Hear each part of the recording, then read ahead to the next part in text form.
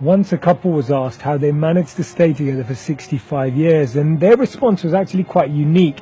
They said that we lived in a time where if something was broken, we would fix it, not throw it away. And we find that some people treat relationships like video games. First of all, they start by playing them, and then when they get bored, they quit. I believe we always give advice that we need to take, and doesn't it always seem that everyone has the best guidance for us? And we receive advice from our friends. We analyze and observe relationships on television and in real life. We dream about what it would be like to love as they do in the movies. Love is promised on countless dating sites, and every year you can count on a song by Taylor Swift about a love story where everything has changed, but it's still sweeter than fiction, and you are still in love. They say when you're happy, you enjoy the music, but when you're sad, you understand the lyrics. See, the challenge is that we're meant to love people and use things, but today we use people and love things. The way we communicate says it all. We spend more time holding our phones than we hold each other. We ask Google more questions than we ask each other.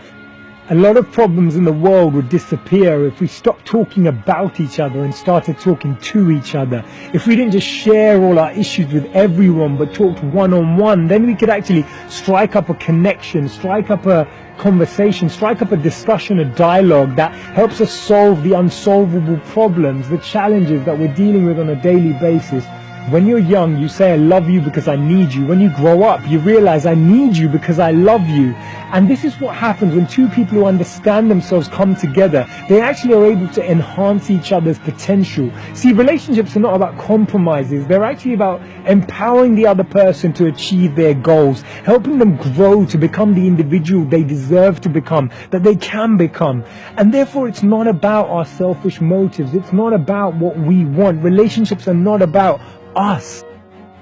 See, what usually happens is that two people come together to complete each other. They come together and they depend on each other, and this dependence leads to a drain, and this drain leads to more pain and insight into what it feels like to constantly have someone who depends on you for everything. That starts to create a barrier or a bitterness between the two individuals, where actually one starts to feel that they're actually carrying the other person the whole way through.